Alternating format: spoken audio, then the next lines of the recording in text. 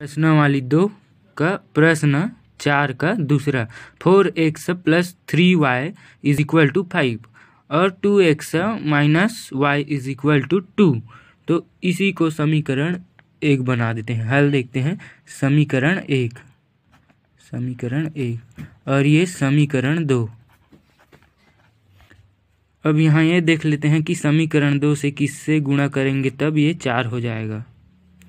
तो समीकरण 1 को 1 से गुणा करेंगे, समीकरण 1 को 1 से गुणा और 2 को 2 से गुणा करने पर। तो अब देखते हैं यहाँ लिख देते हैं समीकरण 1 को 1 से और समीकरण 2 को 2 से गुणा करने पर। तो अब देख लेते हैं 4x + 3y = 5 और यहाँ 2 से गुणा करेंगे तो 4x - 2y = 10। तो ये हो जाएगा। अब इसे में चिन्ह बदल जाएगा, ये माइनस हो जाएगा और ये प्लस और ये भी माइनस। तो ये यहाँ 2 से गुणा करेंगे तो ये 4 हो जाएगा और यहाँ ये ऋण धन ये कट जाएगा और ये 5y और यहाँ 1 बचेगा। तो y = 1/5। ये y का मान आ गया। अब y का मान समीकरण 2 में रखने पर, y का मान समीकरण 2 में रखने पर, तो समीकरण 2 में y का मान रख देते हैं 2x - y = 2। तो यहाँ y का मान रख देते हैं 2x - y का मान 0.2 और ये 2। तो अब यहाँ x का मान रख देते हैं 2 और ये दशमलव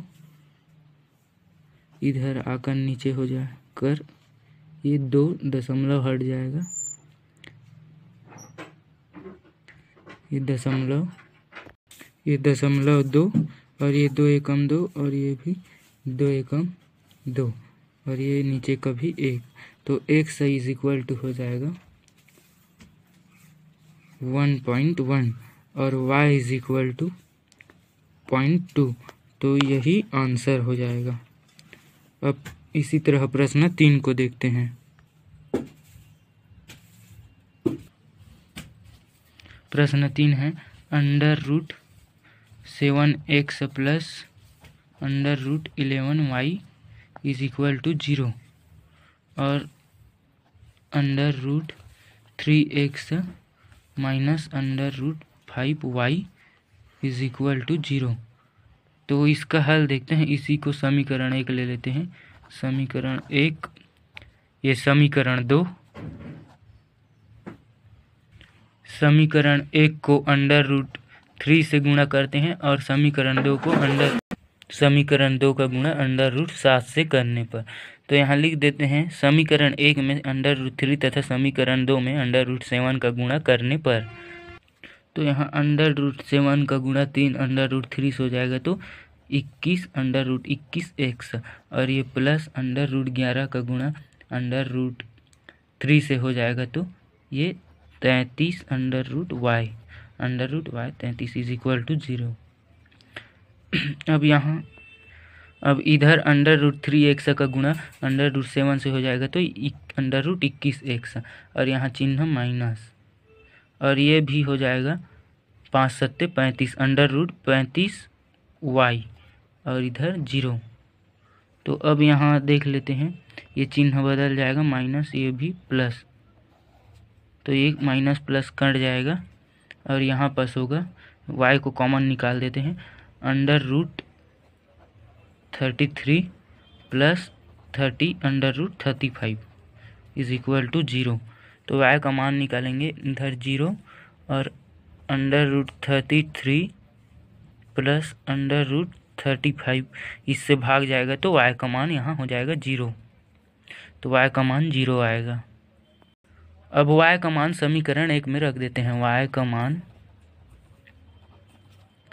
समीकरण 1 में रखने पर तो ये समीकरण 1 है, इसमें अब मान रखते हैं y का मान 7x प्लस √11 y के इन जगह में 0 y का मान है तो यहाँ 0, तो 7 √x और ये 0 हो जाएगा और इधर भी 0, तो x का मान √7x इज इक्वल टू 0 और ये 0 0 0 का 0 हो जाएगा। √x बराबर 0, तो x का मान निकालेंगे तो यहाँ 0 और ये रूट नीचे आ जाएगा 7, तो x इज इक्वल टू यहाँ लिख देता हूँ, x इज इक्वल टू हो जाएगा 0 बार में जाएगा तो ये 0 ही हो जाएगा, x का मान भी 0। तो यहाँ आंसर लिखते हैं, यहाँ x इज इक्वल टू 0 और y इज इक्वल टू 0, यही होगा आंसर। अब अगले प्रश्न के लिए हमारे अगले वीडियो को देखिए।